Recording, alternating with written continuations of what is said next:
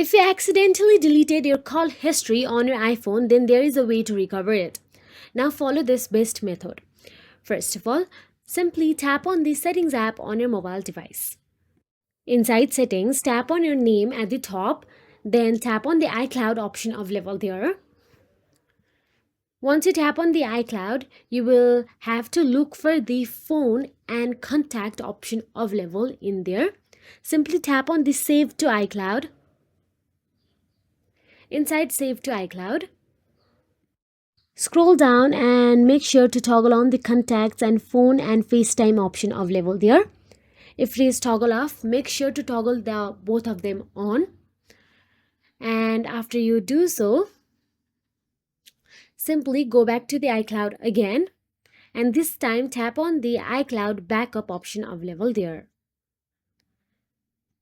Now here tap on the backup now option available and backup the all call histories.